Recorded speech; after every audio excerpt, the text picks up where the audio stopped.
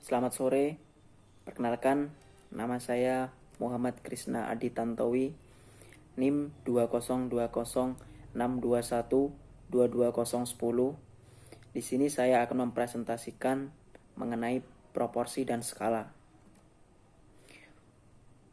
Proporsi.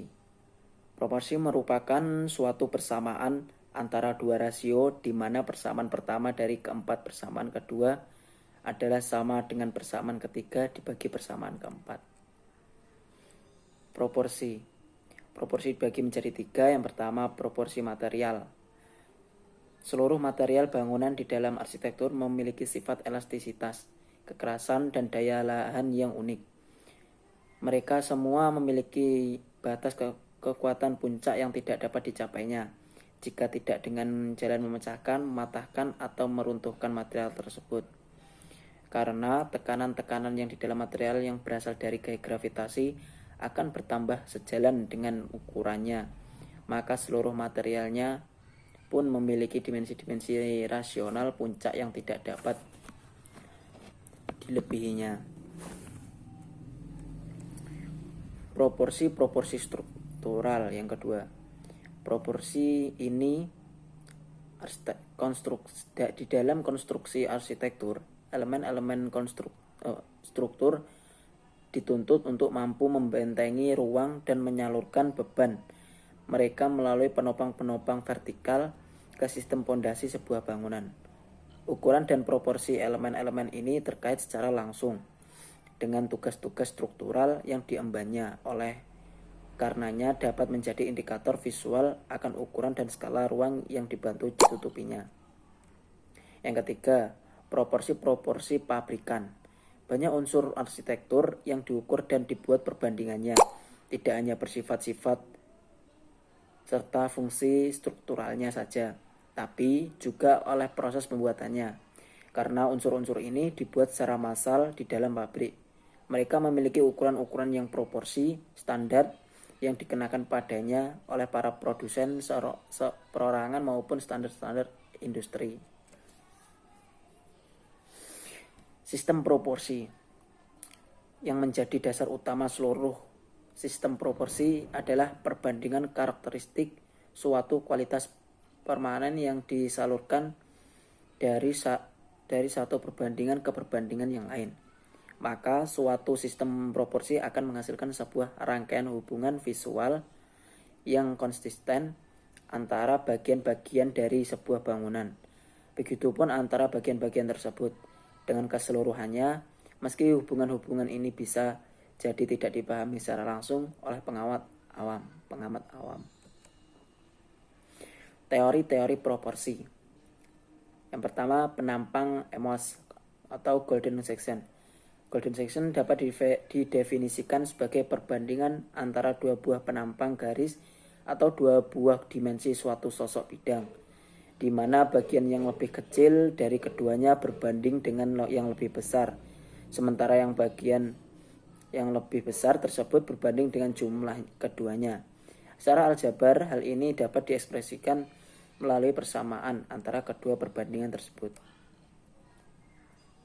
Kedua, susunan-susunan klasik.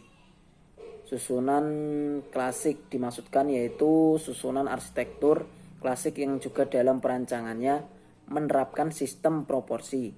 Pada zaman arsitektur klasik, manusia mempelajari geometri dan bentuk-bentuk alam dan mensarikan pola-pola yang berhasil terungkap. Teori-teori Renaissance.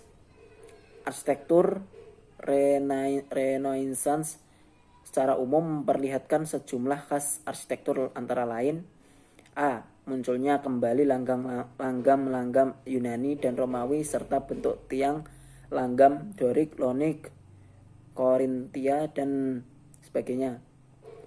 B.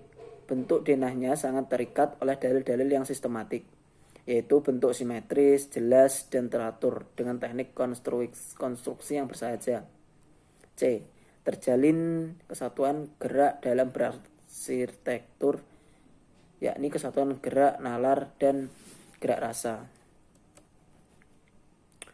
Modular. Le Corbusier.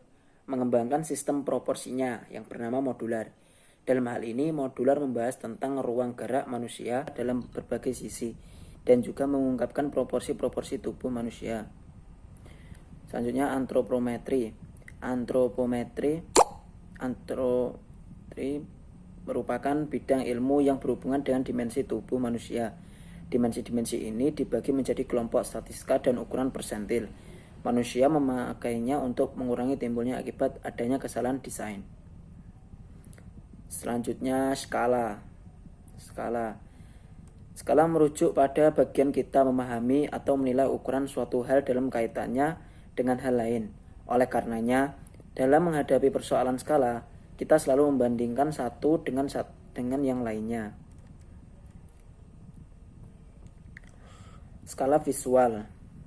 Skala yang menarik khususnya bagi desainer adalah konsep mengenai skala visual yang merujuk tidak pada dimensi aktual suatu benda tapi lebih kepada seberapa kecil atau besar sesuatu dampak berkaitan dengan ukuran normalnya atau pada ukuran benda yang lain di dalam lingkungannya.